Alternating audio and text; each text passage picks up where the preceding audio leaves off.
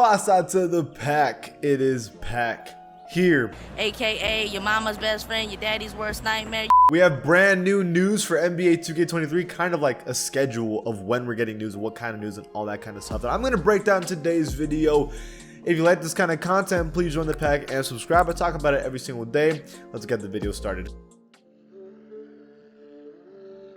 So first things first is 2K's actual tweet themselves. It says our 2K day countdown starts tomorrow. Look out for more news coming every single day leading up to the launch.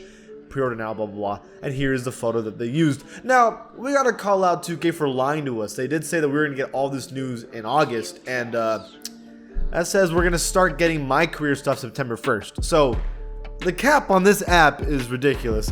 There's like a good thing and a bad thing about it. Good thing is that now we have an actual schedule of when we're getting stuff, but the bad thing is delaying news is never a good sign. That usually means that they're behind, and no one wants to hear that, and that means that they might be behind on making a good game. And I'm just saying, I'm not a big fan of that, but we'll have to wait and see. Let me give you the actual schedule here itself. It says first day, August 31st, which is tomorrow, is a special guest announcer.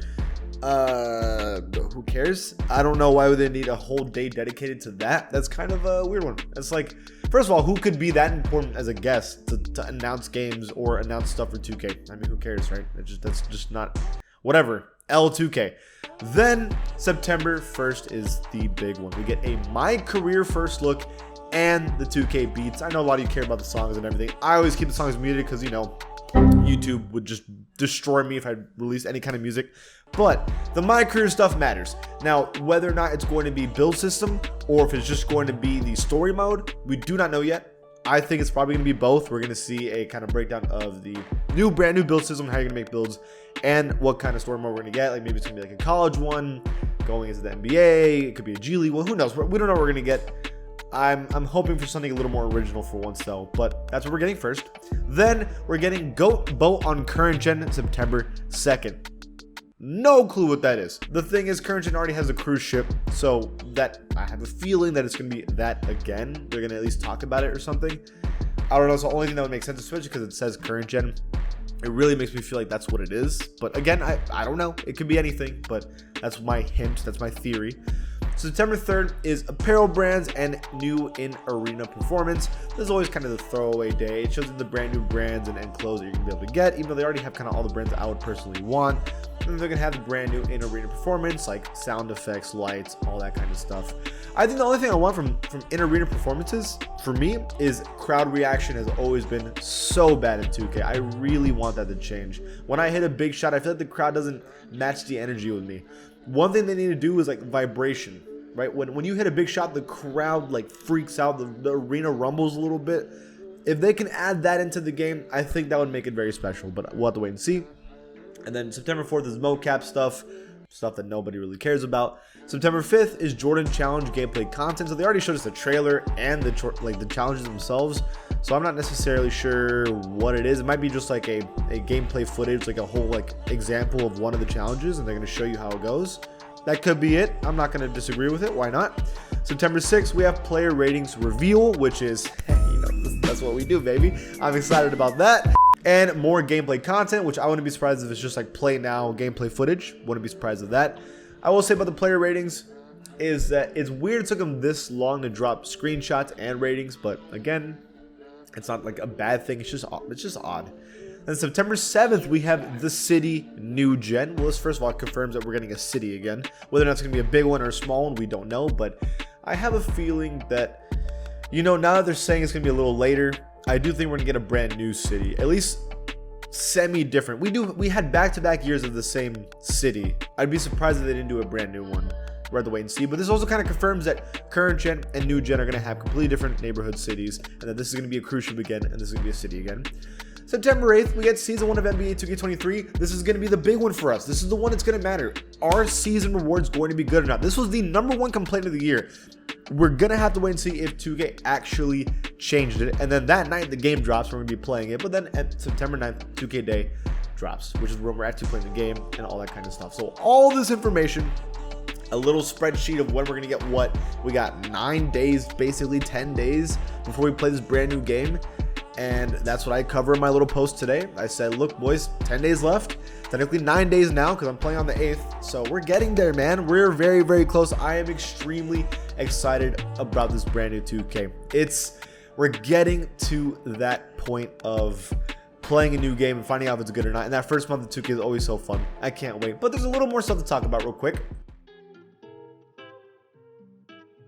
First things first is Badge Plug. He gives an ideal out. He says, godly 2K23 idea, being able to see your record on each of your builds, like your 3-0 on your 2A slasher, your own 1 on your play shot. This is important for some people. You get to know how good you are based off of your build. In FIFA, they have these stats all the time where like your striker build and your forward build and your defender build all have specific stats for when you use that specific build. I would love to know how good my center is compared to my guard is to see what position I play better and see if I should play one position more than another.